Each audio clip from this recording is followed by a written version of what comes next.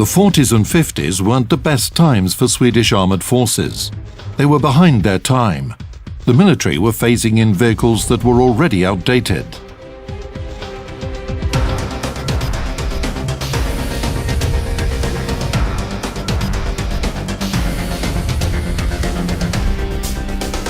In the early 1950s, the Swedish military made a mistake, and this led Bofors and Landsverk engineers into a dead end. The tank, which could have become one of the best for its time, never even received an army index, only a code name, Kranvagn, a mobile crane.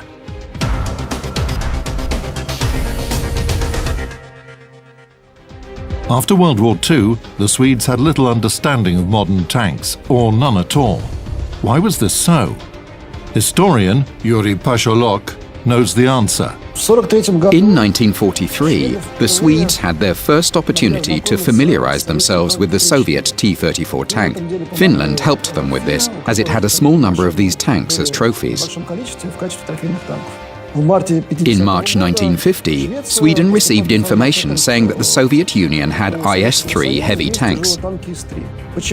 Why so late?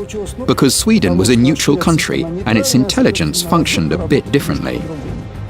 The Swedes' reaction to the Soviet vehicle was pretty typical. They suddenly realized that they were helpless, were shocked, and feverishly started looking for a way out. The military needed something to beat the IS-3. Swedish experts studied foreign tanks that were available to them, including the Tiger II.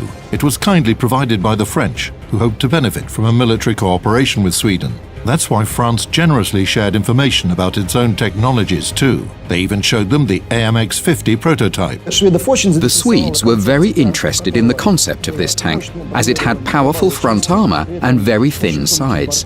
But the most important thing about this vehicle was the oscillating turret with an autoloader. And the autoloader was one of the elements of the new tank concept, which they had been working on since 1943. The project kicked off in 1949. The French AMX-50 served as a basis for it. The military presented several requirements to the designers. The tank should be fast. Its power-to-weight ratio should be 20 horsepower per ton. The front armour of the IS-3 was estimated at 120 to 150 millimeters, and the Swedish tank's gun should be able to penetrate it. The weight should be 30 tons. This restriction was imposed based on the load capacity of local bridges. The vehicle was planned for operations in Sweden, so its design should take into account the specific features of the country. Its tactics were fairly simple.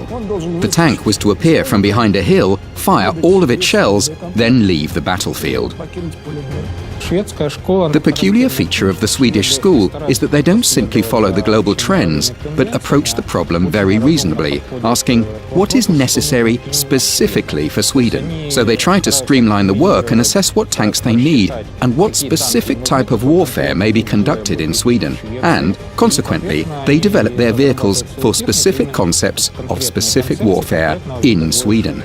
3 concepts were developed by autumn 1952. They were the so-called Emil E1, E2 and E3. The versions featured different armament, so they differed in size and weight. The one that best fit the specifications was the prototype with a 120mm rifled gun. To put it mildly, the vehicle turned out to be pretty peculiar. Though you can still see the influence of the AMX-50, it is indeed quite a different vehicle. After a negative experience with the M42, which became outdated virtually as it rolled off the production line, the Swedes tried to run before crawling. They wanted a tank packed with cutting-edge technologies. The chassis was very low. As a result, the tank's height was under 2.5 meters, and the vehicle weighed 28 tons. But it must be observed that it was a heavy tank. Its weight doesn't mean anything. The 140 millimeters of front armor clearly indicated what kind of vehicle it was. Being 145 millimeters thick, the KRV's armor was sloped at such an angle that it could sustain shell hits better than the IS-7. With these characteristics, the tank turned out to be pretty compact. Its hull was only 6 meters long. To make the vehicle's profile lower, it was powered by a flat engine. A special 120mm gun was designed for the tank. It was only 40 calibers long. The gun fired powerful, high-explosive anti-tank shells. This allowed it to destroy the IS-3, the very tank that was so widely used to frighten the entire West back then. However, the Emil E1 project was rejected. The customer wasn't happy with the gun. According to the military, it was too weak. They chose the heaviest Emil E3 project, equipped with a 150mm gun. The tank was longer and heavier. It weighed over 40 tons. As a result, it required a more powerful engine, 800 horsepower. But the problem was that the Swedes, in fact, didn't have engines better than 400 horsepower. They had to look for one elsewhere. So they arranged a deal with the US company Continental Motors. Two companies worked on the prototype. Bofors was designing the turret and weapon system. Landsverk was working on the running gear. At this stage, the tank got its name, Kranvagn, or KRV. The first Emil prototype was to be completed in 1955. Then, by 1956, the first example was to be built. And in 1958, they were going to launch mass production of this vehicle. The work at Landsverk was on schedule. However, Bofors experienced difficulties with turret equipment and the gun. They were struggling to find proper solutions for heat shells, the stabilization system, and the autoloader.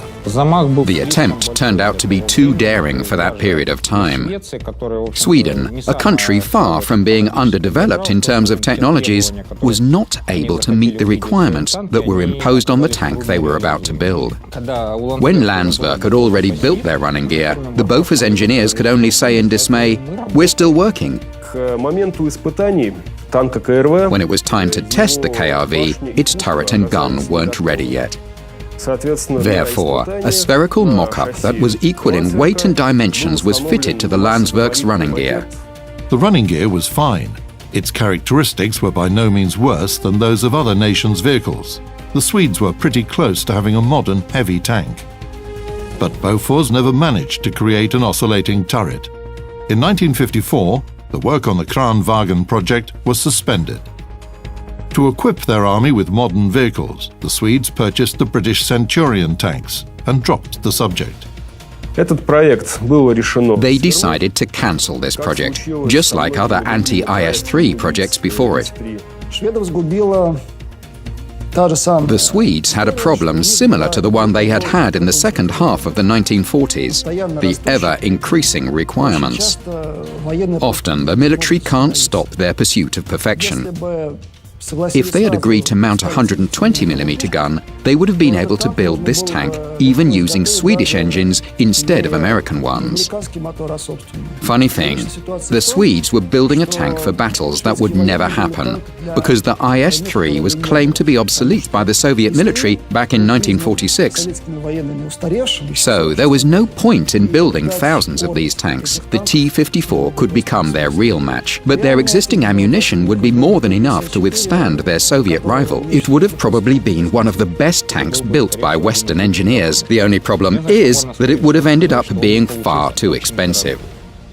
However, the work on the Kranvagn project was not in vain. Its running gear played a crucial role in tank construction techniques worldwide. It was used to test solutions that were later applied to the STRV-103, and the latter was designed by the very same people who had worked on the KRV. One of the Kranvagn running gears was used as the base for the AKV-151 SPG prototype. However, it wasn't put into mass production, although engineers managed to design a loading system that was then mounted on the Band Cannon 1. This self-propelled gun produced 14 shots every 48 seconds.